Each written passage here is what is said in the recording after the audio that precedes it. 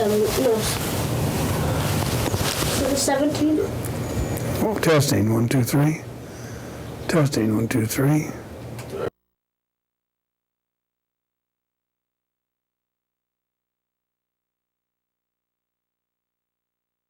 If the volume is too high, just by a little bit.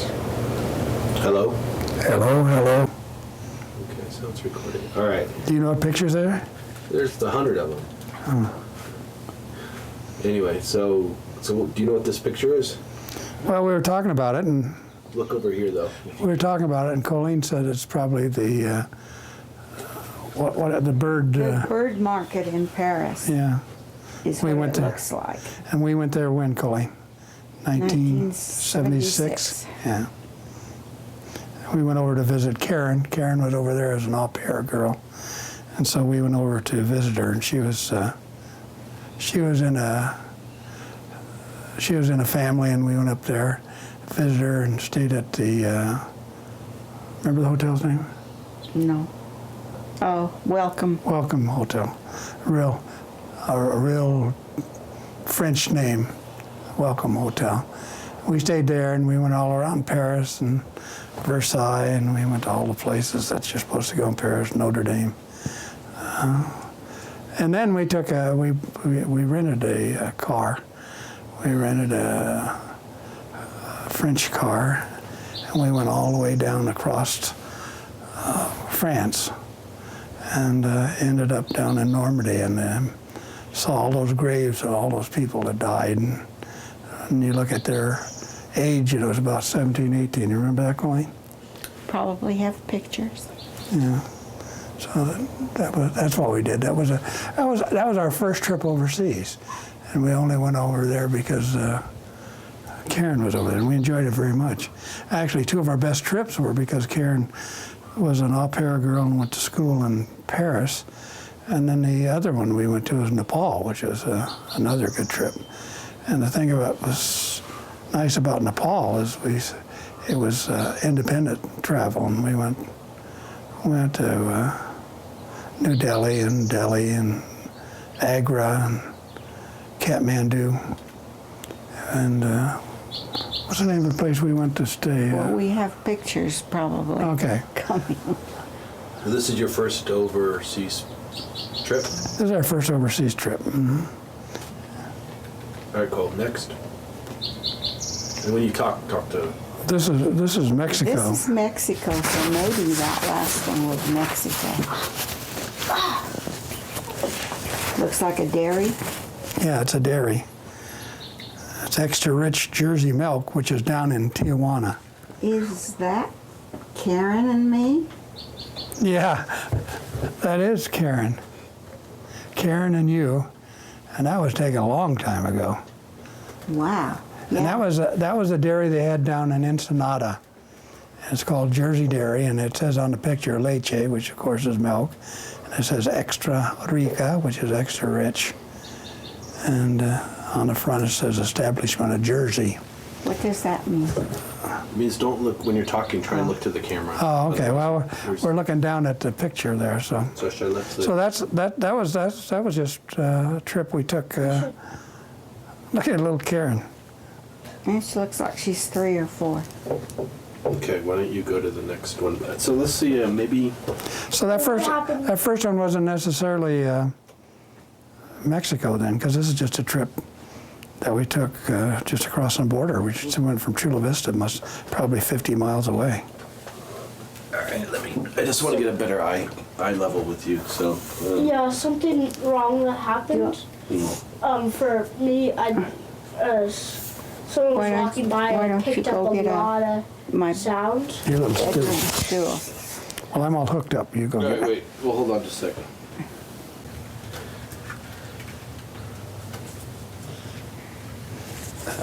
That looks like the And that would be a fountain in Mexico. That would be the same trip. same trip, yeah. That's your dad, isn't it, Coleen? No. Is that her dad? Yeah. Yeah, you can get a... That's Grandpa on the same trip, so he's probably going down there to look at a dairy. I guess so. That's yeah. him. It's not Frank.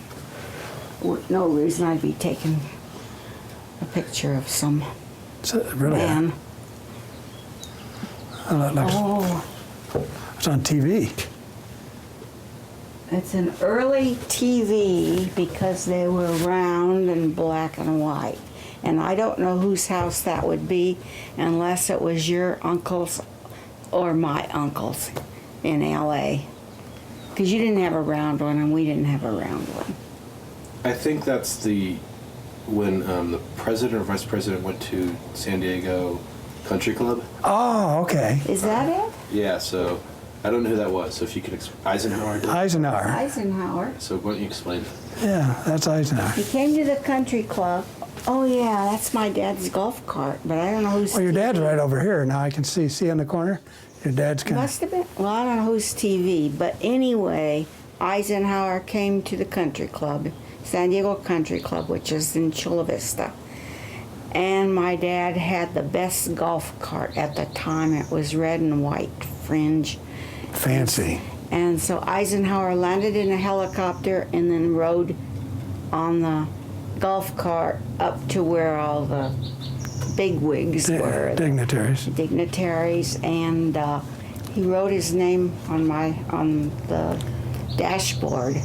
And we have that. When my dad sold it, he cut it out, and so we have his name.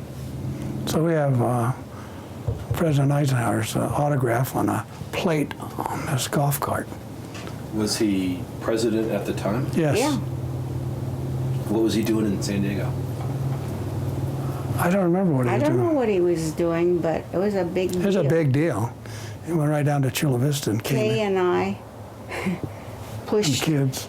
Suzanne and Scott in their strollers, and Karen walked, and we walked about 6 blocks up there and saw him from a Yeah. distance.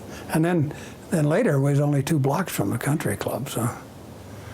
So where And your were grandpa was he was a member of that San Diego Country Club for years until he died. That's That's the dairy, dairy. That's your grandpa's. Golden Arrow Dairy, with my dad's car. That's the office. That's a Cloyd's Dairy. Yeah, Cloyd's. That's the office. That's the office for Cloyd's Dairy, and that's her dad's blue Thunderbird. So where was this located? That was at the dairy between National City and Chula Vista down in the Sweetwater Valley. Out on Highland Avenue, and now there is some big. Oh, the big shopping center down there now. Now there's all kinds of big businesses down there. Did he own all that land down there? He and Gordon Cromer owned all that land from Broadway over to, what's the name of that street that goes up to by Vista Hill?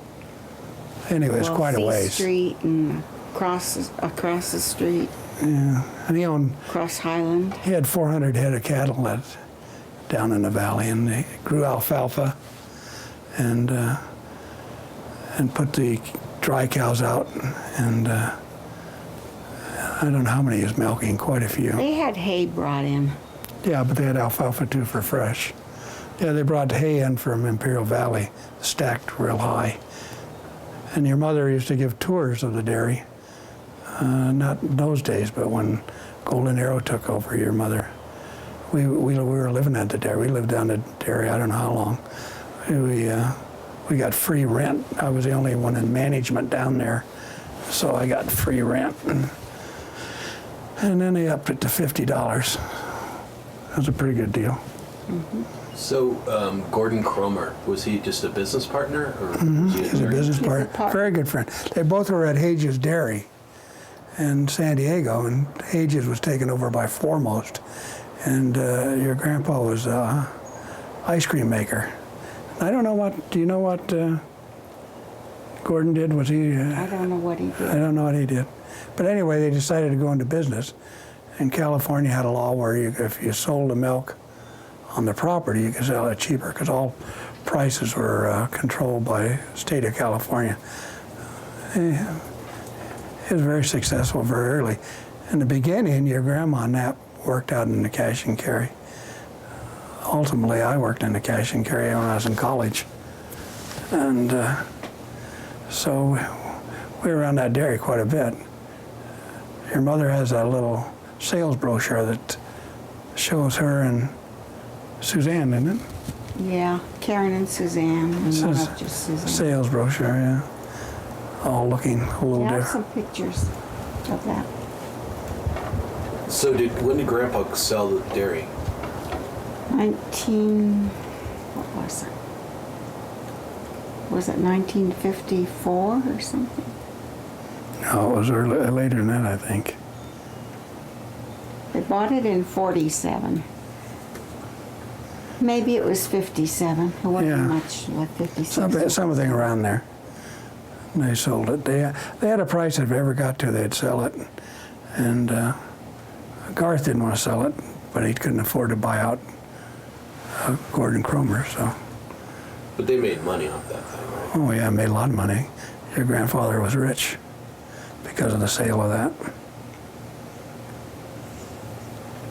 And they sold it to the Hodge brothers who owned Golden Arrow Dairy. So Golden Arrow Dairy was an existing dairy, and so they just sold this dairy operation to Golden Arrow Dairy. Right. And the Hodges were good people or bad people, or? Oh, They were good friends. good friends. Bill Hodge was probably Garth's best friend. And then they had Pike Hodge and Bob Hodge. And they were their brothers. And they got started in the milk business during World War II. They got a contract for the government to supply milk and they did quite well. So how did they become friends if the Hodges weren't there? Well, I think the dairy industry, like most industries in those times, they had a lot of social things out of They that. had clubs. Yeah, Red Dog. The Yellow Dog Club yeah, was Yellow the Dog. Dairymen's Association. So they all knew each other. And Bill and Garth got along real well. And they both played golf, and they both had similar interests. They used to go on a lot of trips together. A lot of trips to Arizona. To Arizona. To Yeah, play golf. they loved to go to Scottsdale. Scottsdale at that time was a small city and was called at that time one of the most western cities in the United States. We'd go about once a year with them, and so we went to Phoenix in the early '60s and '70s. So we knew something about Phoenix, not much. It seemed like they had kind of a 50s lifestyle, those guys. Yep. 50s were good years. Like drinking and driving big cars and... Yeah. Yeah.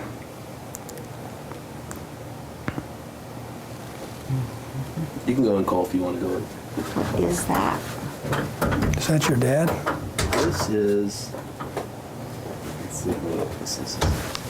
It's my Oh, it's dad. Grandpa looking at a cash register. I believe he's probably that same trip to Ensenada. Yeah, probably. So would the farm people in Ensenada, would they be part of this Yellow Dog, or No. No, they'd be part of that's a bigger... Mexico. No, just people. They had different chapters, and the one we went, and I was a Yellow Dog, and it was just in San Diego County. But how would he know these guys? Just professional? Well, just professionally, yeah. Just like you'd go just like Kathy went down to see that architect, same thing. That's That's probably the dairy down there. Is that the dairy? It looks like our dairy. Okay. Could be Yeah, the dairy down there. I don't. I'm Ours, not sure which dairy.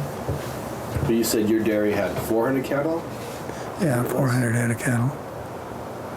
What did they do with the dry cows?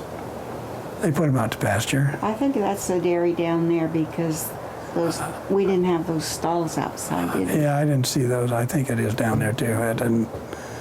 Well, the dry cows go out and after they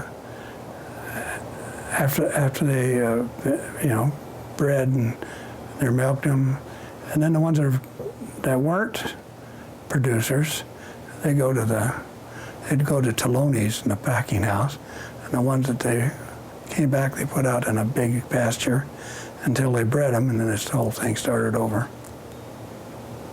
So the Taloni's was a meat... Taloni's was a meat packing place up in Escondido. So that's where your cows went? Every now and then we got a part of a cow. About a quarter, wasn't it? Hamburger and steaks All kinds of and steak, everything. yeah. I remember as a kid, it's probably not the same thing. You'd buy half cows and put them in. Yeah, That'd be the same thing. that would be the same thing. So from that connection. Yeah, we had to get him. Coleen's dad would say, "Would you like some meat?" And we couldn't afford very much, and so we'd get half, and it'd last us a long, long time. We had hamburgers and steaks and roasts, and that's me. And my dad. That's your Grandpa Scott's little house in back by Sweetwater High School. And Yeah. one time we were over there and they started having a water fight. That's Grandpa Scott and your dad. And that car is Chevrolet he had for a long time. And when he was in the Navy at this time, and when he went on a trip, went to actually down to Australia, of course, I drove Mom all over. Although this looks like it might be It was later. later than that. Karen was, we had Yeah. Karen. This looks like later. But when I was in high school, my senior year, my mother couldn't drive, so I had to take her every place she wanted to go. But for that, I got to drive. I got to drive wherever, well, not everywhere I wanted, but I drove quite a bit. So we had a car when we was going together, and that was pretty good. Now, most people didn't have cars. I didn't have my own, but I had a rather new car that I drove around. Gasoline, 17 cents a gallon. It wasn't that car. It was a gray car. No, it was that car. I don't remember that. Yeah, it was that car. So you said Grandpa was in the Navy? I thought he was in the civil service. He was both. He was in the Navy for 22 years, and he was a machinist mate, and then he made chief machinist mate during World War II. And then there was a big difference between enlisted men and officers, and they offered him officer job a couple of times, and he turned it down. And then he said he saw all these people that he didn't think was qualified as he was, they were taking it, so he finally did it. And he ended up as what they call a man that comes from an enlisted man to officer through the ranks. They call him a Mustang, and he retired as a lieutenant. Yeah, I must have been, I don't know when that was. Karen's in another one of these, so it was, Yeah. she looked to be about 2. Yeah. Yeah, I first thought I thought it was earlier, but it's not. No, it isn't. So did Mom take this picture? I must have taken Yeah. a picture. Grandma got wet too. It seemed like Grandpa, I didn't remember him, but he seemed not too playful, was he? He was pretty funny. He's a pretty funny guy sometimes. He liked to tease. It's sort of a Scott trait, you might know. And but he was really a rough guy too. He had a lot of rough edges. But he was quick to anger. Goddamn son of a bitch. Does that come from him? I don't know. I picked that up myself.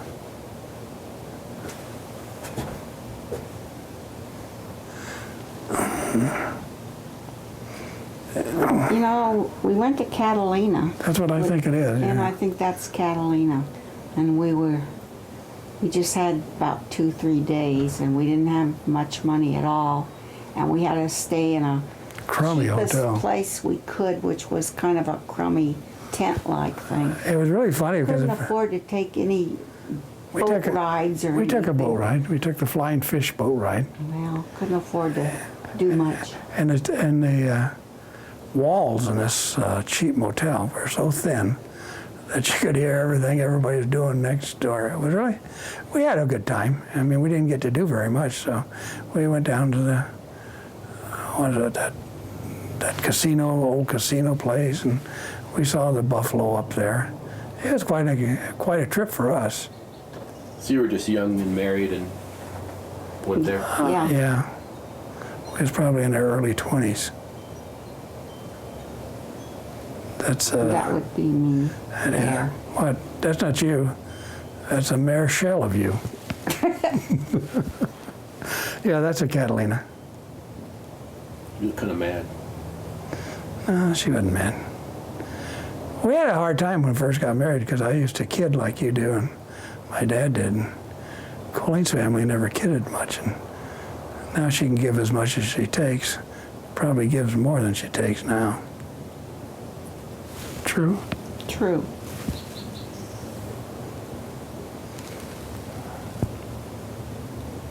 Looks like Grandpa Scott in a train. Yeah, a train.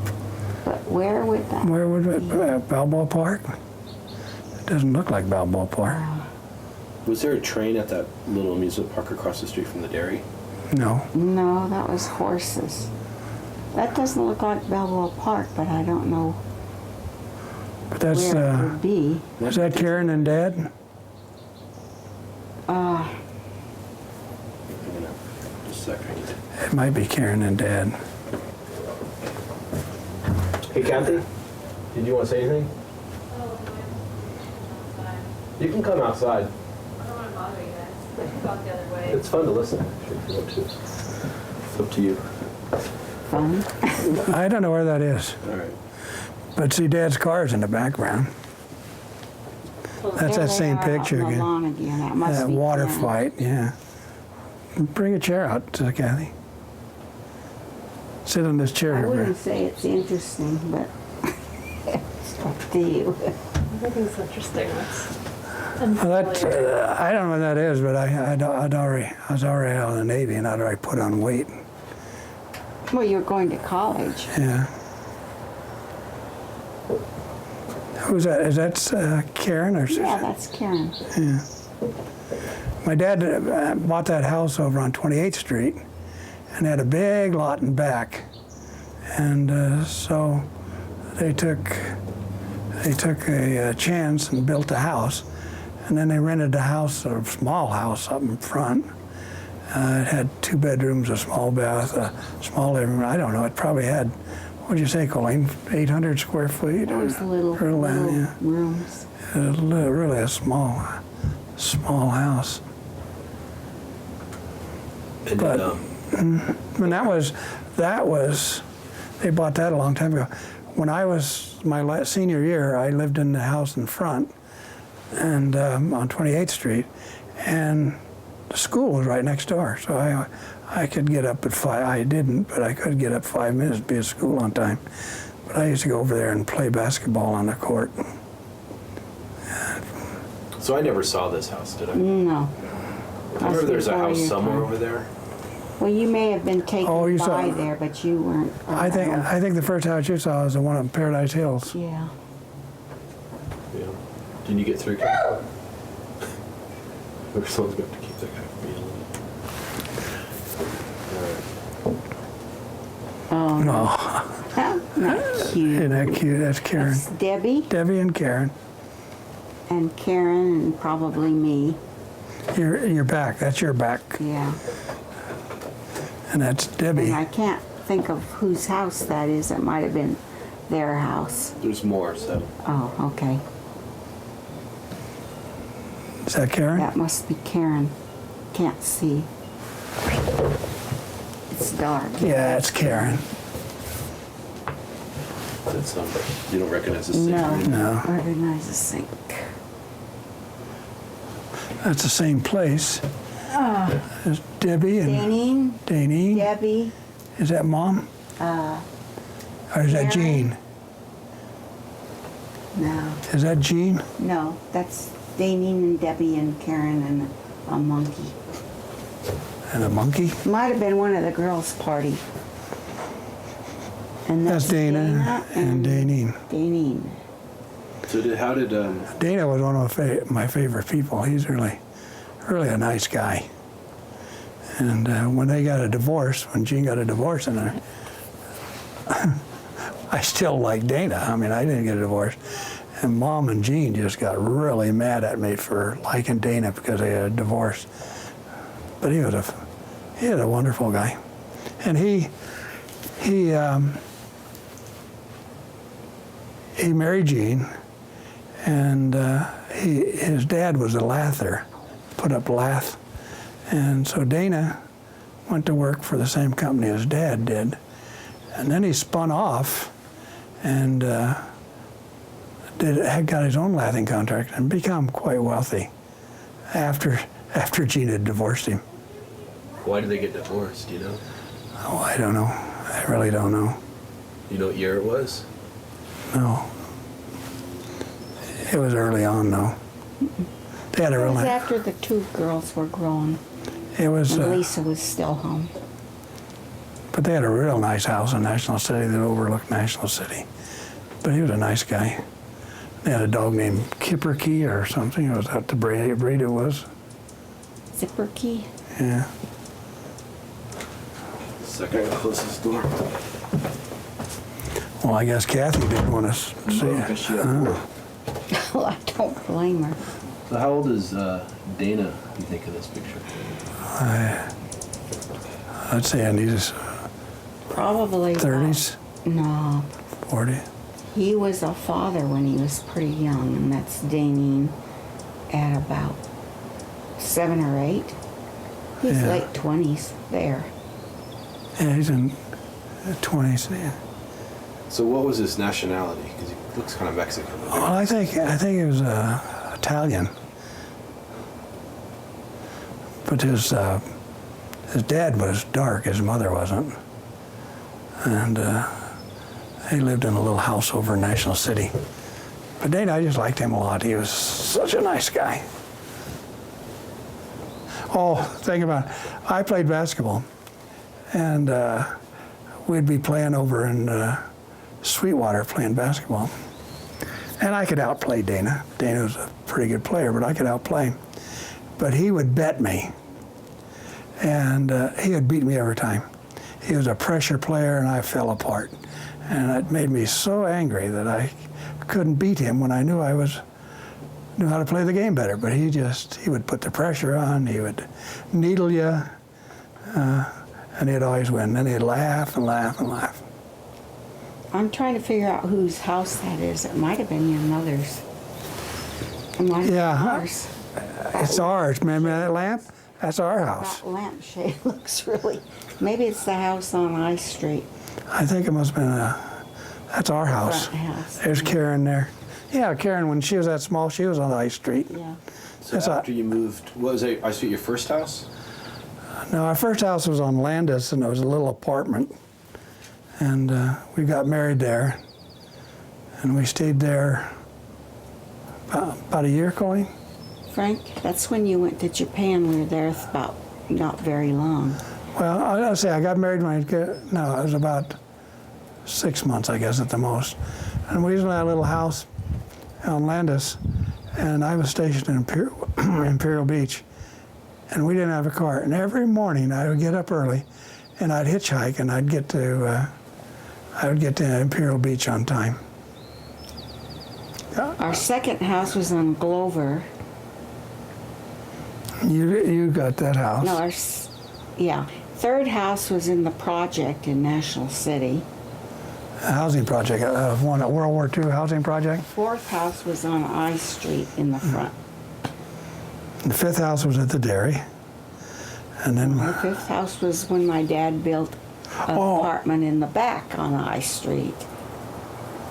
And then the sixth house was at Dairy, and the seventh house was up in San Miguel, where you were born. yeah, and then from San Miguel here. So you lived in projects? For a while, Well, for a while we were going to school, and I was working part-time, and I was on the GI Bill. my dad didn't like us No, and we living in a project.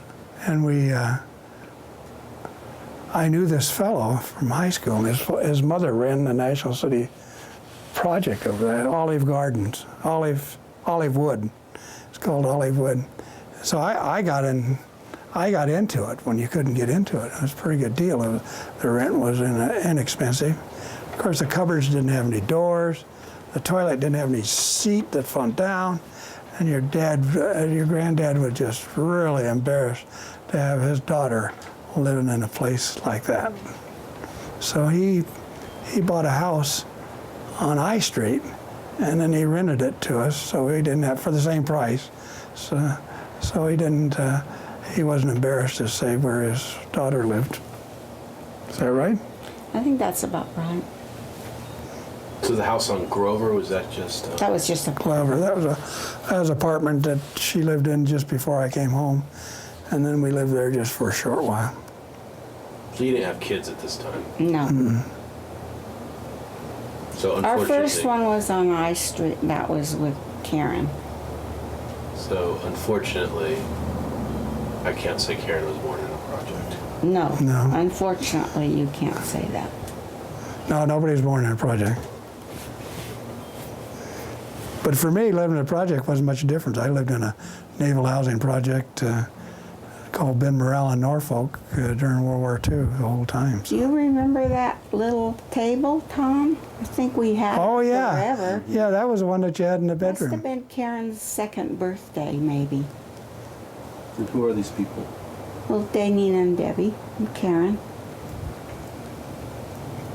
There we had that table. Hated to give it away. And there is Karen and And your Dad. dad, and Looks like it's it's Christmas. like Christmas. Look at that little TV. Yeah, you see tinsel on the tree in the background. Man, that guy was young. It's my dad and Karen at their house Their house where? on the dairy. So they lived on the dairy Yeah. before you, or in the same Oh, place? before. It's the same house, but they had it before. Then they moved up on Hilltop. Hilltop, yeah. Was the dairy? Was it a nice house or something? Oh, it was a real Just nice a house.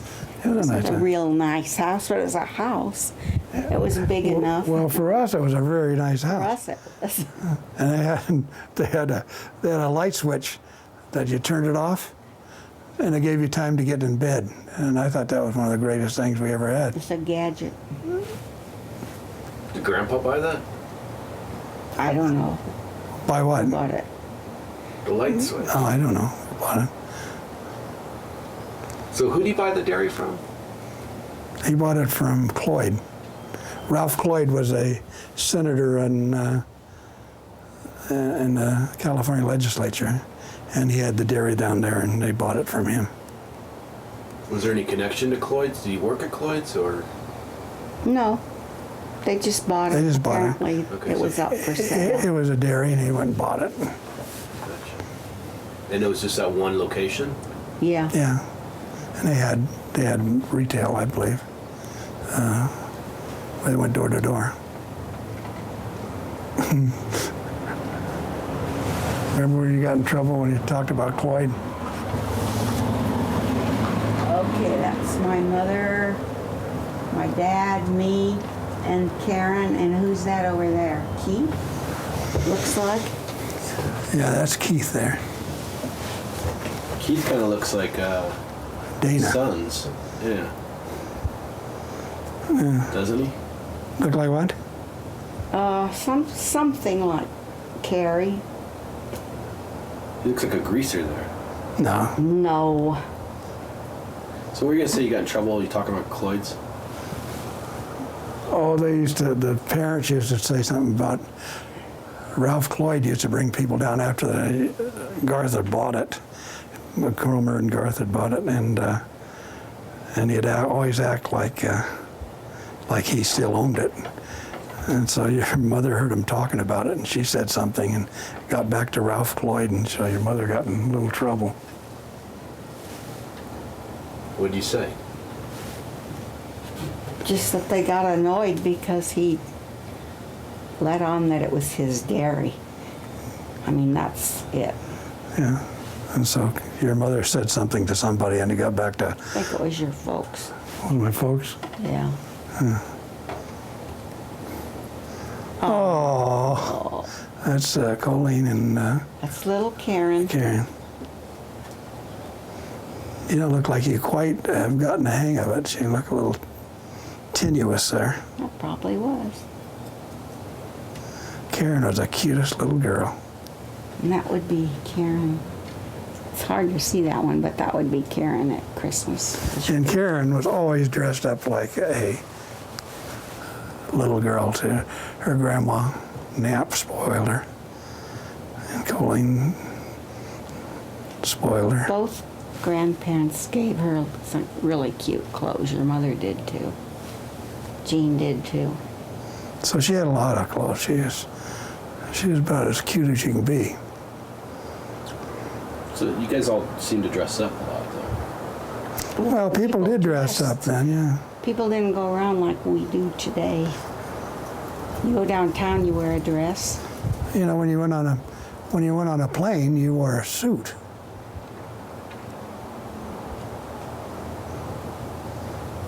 And that's the swing set in our backyard that your folks. Oh yeah, my dad put it up. Remember that? Yeah. We had a big backyard. And then when Keith got married, then Garth built a house back in the back. And then we got that house because we had kids, and they got the front house.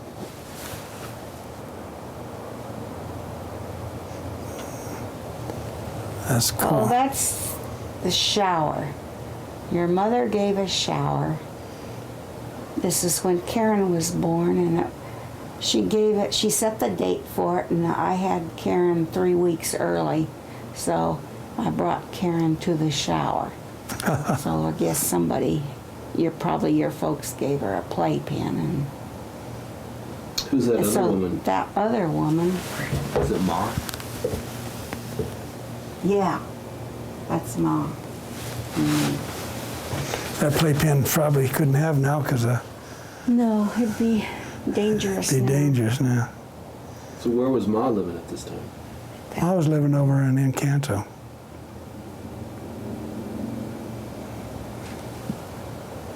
What is that? What is that? This Yeah. looks like a trip to Puerto Rico with Will Hyde and Yeah, George Gillo. yeah. Not George Gill, I don't think. Who was that guy? What is that? Who's that guy? No, that's the Egg Doll. That's Will Hyde and Egg Doll in Puerto Rico. That, Why did you go to Puerto Rico?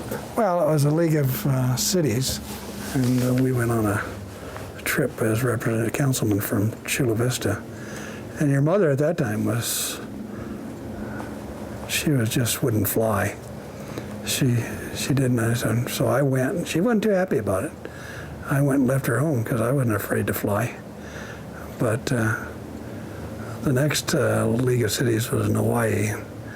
And so your mother was going to go to Hawaii. She always wanted to go to Hawaii, so we had to get her over this this fear of flying and fear of heights.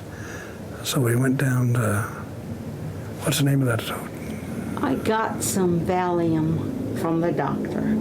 So we went down to the El Cortez outdoor elevator. Had a El glass- Cortez isn't really very high, you know. Had a glass Had a elevator. glass elevator, so I was going to try this out. So I got up and down the elevator fine. So then I went to Hawaii and Loved slept it. about the whole way, but She used to take, when we traveled, like when we went to Paris, she'd take these pills, and then she'd go to the restroom just before he took off, and she'd take an awful long time, and I always wondered if she was conked out because she was really zonkered with these pills. We came back on a trip, Mediterranean trip, one of your mother's favorite trips. Anyway, we flew from Greece to London, and then from London, we went all the way to Los Angeles. Your mother was zonked up from the pills in London, and she didn't wake up until the approach at LAX. good way to fly. But now she has no fears at all. She still likes to be on the lower floor of a hotel, but if we get a higher one, she'll go on it. I think it was on We were on the 42nd 40th. story In China. last year, Yeah, or this year. it doesn't bother her anymore. But it took her a long time to get over that, but she did. Little spittle, Saliva, little spittle. food, whatever. Now, who was that? It's you, probably Puerto Rico. Looks Puerto like Rico, yeah. looks like those, the fort. We, oh yeah, that's what it is, El Moro. I did get down there later. Yeah, she went down there. We had a good time. We went down with Merrill Lynch. I won a prize down there, and we went down there and had a great time. But on to this one, we got over to Puerto Rico, so somebody wanted to go swimming. Well, I didn't have any trunks, so I went to the swimming pool and tell them the trunks I bought. They weren't those Speedos, were they? Yes, they were. Oh my God. I thought I wasn't there. So the only trunks I could have was in the hotel. The only ones they had was Speedo. I got home, and I think you threw them away. I did. Yeah. I couldn't wear those things. They must have been embarrassed to have you along. Well, it wasn't quite as bad as it would be now. Well, it wasn't good then. Now that's in Puerto Rico too, I guess. Yeah. So the other wives made it. Yeah, that's Mary, I think. Yeah, Coleen just didn't make it. But when we had a trip over to Hawaii, and we went all the way through Hawaii, and at a time when people didn't go to Hawaii very much, and we had probably went to Kauai and Maui and Oahu and the island of Hawaii. We tacked that on as long as it was over there, and that was a trip. They had DC-10s flying from Los Angeles to Hawaii, and they up in front they had a bar. They had stools and a bar, and they had tables. It was just like a cocktail lounge. So I went up there and I drank Mai Tais. And I just kept, those Mai Tais just taste awfully good. So by the time I got to Honolulu, I'd had a little bit too many. I kind of Mai Tai'd it and one on. And so it was 12 o'clock in the evening, in the afternoon, and I was zonkered when I got off that. And nothing's worse than being drunk in the middle of the day. I'll give you that. But we saw Don Ho that night. That night we went to see Don. Yeah, that night we saw Don Ho. He had a great picture, and we went everywhere. Waikiki. They took pictures of us when we got off the plane with a woman with a hula skirt, and they put a lei around our necks. They put So I asked somebody where we got how we could get the pictures. She said, "Oh, just go up the street in that store and get the pictures." So we went up and we got our pictures and left. Didn't know we were supposed to buy the pictures, we were pretty naive. but we have the pictures in our. And when you got off the plane, they gave you these Vanda orchids, and they're real Vanda orchids to everybody. I don't think they do that anymore. They don't. We were there, remember? Yeah, well, you guys went there. They didn't give you a Vanda orchid. But that was exciting because that's the first time that Coleen had been on a trip like that, and after that it was all. Do you think that's Will and Peggy, and Bud and Mary? Is that? It is. That's who it is. And that's probably Puerto Rico. Yeah. Let me see if it's in Spanish. Yeah, it's in Spanish. So that's where we are in Puerto Rico, and that was a good trip. But the funny thing about it is Coleen, when we went on a trip, we went on a trip with Merrill Lynch to Puerto Rico, and we went to all the places I'd been, so she didn't miss anything. The only trip I've been on that she had been on that we didn't go back was was landing on Midway. She hadn't been to Midway. She never expressed a desire to go there. No. Oh, look at that. that's me in the Navy. They had a lot of attempts at stereo slides, and it was just a little gadget that was about this big, and you put it on the top of your lens and you screwed it in. So if you're lucky, you matched them up. If you didn't, you weren't. And then you had a little viewer you looked at, and most of the time it was 3D, but not. And that was probably, someplace in Japan.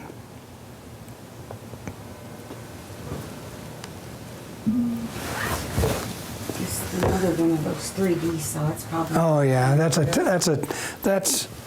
a train station picture, 3D, and probably all on that roll were 3D. I didn't use it very often because, if you didn't have a, it's kind of hard to match those things up perfectly on screw in. So did you travel a lot by train in Japan? Yeah, we traveled a lot by train. We'd go down to Yokohama and catch a train down to Kamakura. We'd go up to Tokyo. We'd go up Mount Fuji, all by train. We had one guy on our base that had a car, and sometimes we went with him. His was, I always remember, I can't remember his name, but he and his fiance were going to get married, and he was going to bring her over there. So he bought a car and brought it over, which was kind of expensive. People didn't have cars. And if you had a car over there, when you left, you could sell it at a pretty big profit because there weren't many cars. We were talking about 1952, 53, and 54. And so you could have it, spend the whole time there, and then sell it to somebody and make a lot of money. Well, anyway, his fiance, first thing she did is wrote him a letter and said she didn't think she wanted to come to Japan. Then a couple of months later, she got one of those famous Dear John letters. She had found somebody else, which was funny. When you're in the Navy, when we were in boot camp, every day somebody got a Dear John letter. They were going to be true to him till the end of the earth. Were you waiting for yours? No, I had never had any doubt. Should I have? Yeah, that's that same station. I don't know where that is. That's probably over Atsugi. The baseball player. Yeah. Atsugi was about 3.5 miles from our base, and Atsugi was a great big air base. They flew missions there over to Korea. And it was really big. It was not too far from Mount Fuji, and we were down to the south of them. I think it's south, maybe it's east. And we were about 7 miles from Yokohama. And so we'd go over there, and I had a wisdom tooth pulled at Atsugi because we didn't have anything like that. Ours was a small base. And we'd go over and watch the ball games. Who were playing? Service teams. And that was my favorite. That was my best friend I ever had, C.D. Scott, Charles Dennis Scott, because we went around together. He was called C.D. and us called F.A. the whole time we were over there. He lived in Colorado, Grand Junction, Colorado, and I called him up. Maybe 20 years after I talked to him, and he was a mailman. Yeah, he was a quiet person. He was really funny. He was a good basketball player, much better than I was. He played for the basketball team and Kamasea basketball team, and he was very good. I called him the Mute Ute, which would make us mad because he said he wasn't Indian. So I remember you called him once because we were going to go maybe up in 1978. We were going to drive through Denver. Yeah. And the Broncos were doing really well. He was watching some show. Yeah, he was a good friend. We really got along. We went out on Liberty almost every time. We had about 5 or 6 people we went on Liberty with all the time. That's CD too. And CD, his wife was named Marilyn, and they adopted a little Korean baby who was probably 45 years old or older now. And he stayed in the Navy. And he was stationed down in San Diego, and I went over and saw him It's probably about 5 years after I got out of the Navy. But that's the last time I saw him.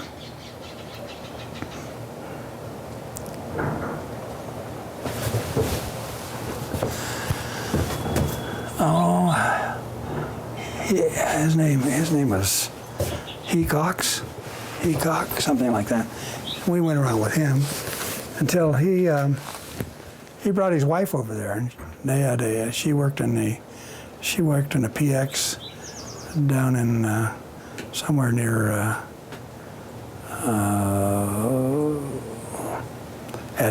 not Ed City. I can't think of where it was anyway. So he quit going with us when his wife came over there. Oh, Yokosuka, that's where it was. She lived down in Yokosuka, had a house, and he brought her over. But he used to go around with us before his, and still was a friend. He was a nice guy. That's Tom Hoaxon. And Tom, we always thought he was gay, but we didn't know whether he was gay or not. And we're at a, Who's who? Oh, Hoaxon's on the left. And the funny thing about, we went, and the other guy, I can't remember his name, we went with him all the time. He's the fellow that had the car. And he's, I can't remember his name now. And about 30, 40 years ago, I went to a League of Cities thing, and he was from a city in Ohio. Anyway, I can't remember what it was, but I saw a man was a councilman there, and I asked him. I said, "Oh, do you know Tom Hoaxon?" He said, "Oh, it was terrible what happened to Tom." And I said, "Well, what happened to him?" I can't tell you. That's the last I heard of Tom, so it's kind of a mystery. Seems like this guy's named John, but I'm not. But we always palled around together. I mean, it was a long time ago, 57 years ago. And there, we went to a hotel. We went someplace, some resort, stayed the weekend. The Army and Army over there had all these hotels that you could rent very cheap. And we did that. When we went to Mount Fuji, we went to Fuji Grand Hotel and stayed there before we went up and after we came back down. Did they build them or did they? I think they did they what? Did they capture them?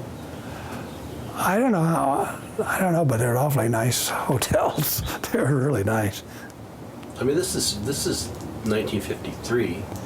Yeah, 52, 53, and the war was over in 45. So it was only 8 years after the war was over, and the year before was when it wasn't occupied Japan, and so they were when I was over there, and they were on the first year running the country again, and it was kind of interesting. But we did things all the time. We worked a schedule. We copied Russian code, and so he wouldn't watch us. We'd start our series at 4 o'clock, and we'd work till midnight, and then we'd get off for 8 hours, and we'd go back and sleep, and then after that airs up, we'd have a day watch, and we'd be there for 8 hours, and then we'd come back and sleep, and then the last one was the mid-watch from midnight to 8, and then we'd have 56 hours off. So we had time to go places, but we didn't have any money. So, but if we could go someplace, it was pretty cheap. At that time, it was 360 yen to the dollar, so I mean, everything was cheap, real cheap. So these guys were you guys in groups? So you'd always be. Yeah, we were usually going in a group of 4 or 5 people. But would you work with the same guys? I guess on the same. We'd work shift. with the same guys, so we were on the 4th. We were in a 3rd shift, 3rd section. So we always got off, and so we went with him. And that fellow was a spy, was SCD again. That fellow that was a spy, what? He was in our section, Martin. There's Tom Hoaxon. He was a funny guy. We all thought he was probably gay, but he was one of our pals. And I figured something like that happened to him in his hometown.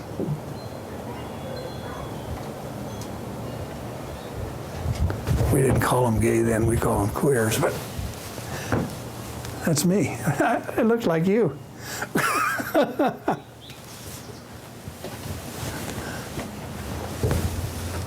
That looks like a Japanese guy we took a picture of. Japanese always like to have their picture taken. That's in, I think Lake Yamanaka, but I'm not sure. We went to resorts, this kind, and then we go into, they'd always have a hot bath, a big pool, and you'd go in there and you'd take your clothes off, but we never took them all the way off. Oh yeah, I know that guy. This guy was really sharp. I think he made second class while he was in the Navy. Boy, your memory slips a cog. Well, it's been a century ago. And 57 years ago, yeah. And that's a guy that, God, I should know his name.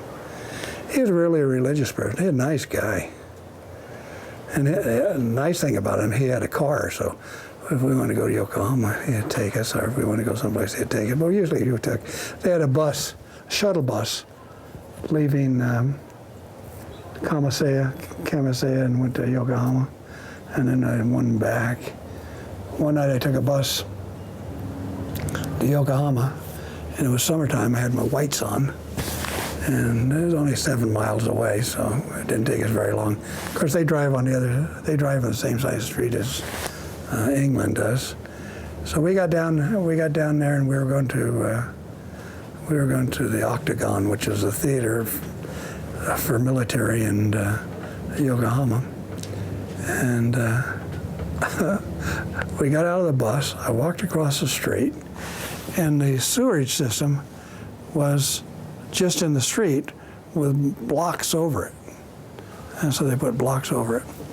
And so I walked in there, and I stepped in that sewer system. There was a block missing, and I stepped in it and got up to about half my calf.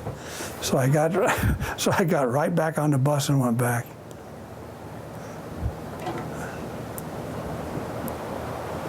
Yeah, we're at some resort. I know that guy, but we didn't go with him very often. I know who he is, but we didn't go very often. Very rarely we did. You can do it on this driveway. It'd be a good place. And that's just a shopkeeper in probably Yokohama.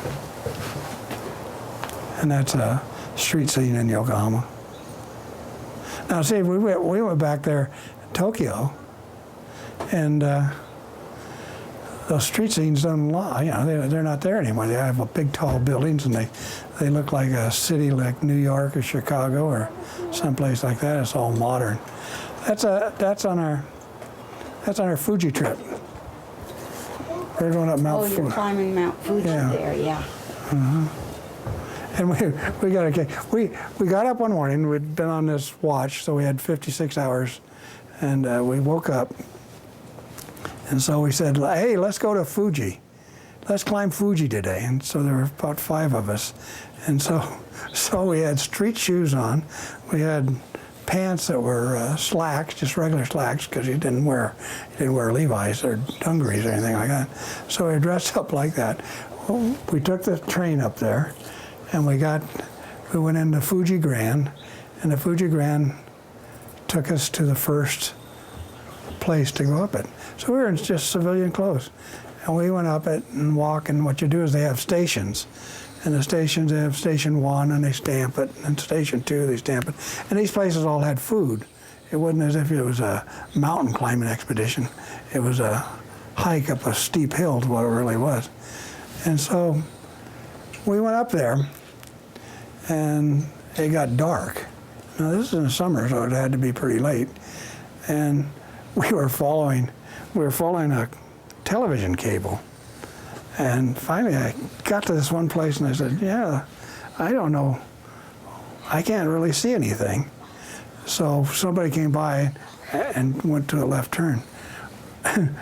When we came down, we noticed that if I would have went straight over, I would have fallen right off the thing. But then we got up We wanted to get up to a certain point so the next day we could get on Mount Fuji in time to take a picture of sunrise from Mount Fuji. And so we stopped at a little hostel that they had up there, and we paid them whatever it was, not wasn't very much money. And then they gave us blankets. Of course, at that time, the Japanese were very small people. And so a blanket came about halfway to your knees and up. I mean, you weren't covered very much. And of course, up on the mountain, it was cold. It wasn't. So we got up in the morning in time enough. I don't know how much we figured we had left, an hour or something like that. So we walked up the top of the Mount Fuji, looked down in the crater, and waited for the sun to come up. The sun came up, and my camera was frozen. So I took it and I rubbed it and put it next to my body. Finally, it frosted, so I got a picture of sunrise 5 minutes after sunrise. But that was good. Then we came down, we said, somebody had the idea. Here we had this Fuji stick, and on one side of the mountain, they're all volcanic ashes. And so we got the idea of putting the Fuji stick between our legs and going down. And we did that. And our shoes were ruined on that volcanic ash. Then we got down awfully fast because we was going down. I don't know how dangerous it was, but that's what we did. And so we got down, we went over to Fuji Grand and stayed the night and went back to base the next day. We just had to get a new pair of shoes probably. But the thing about it, when we walked up here, they say, and I don't know if it's true, that every Japanese wants to climb Mount Fuji once in their lifetime. So we'd be going up there, and we were 20 years old, and these mama-sans, we considered very old, were probably 40, and they kept passing us up. See, we're up above the timberline there, so the mountain is 12,365 feet tall. So at the timberline, that air gets pretty rare. So you're really sucking air up, but those mama-sans, they could go right by us. It was really frustrating. So we are out of tape. I wonder if we should just stop for the day. Okay. Does that sound okay? Probably take about 2 weeks, Tom. The way he talks. To do this? That's fun.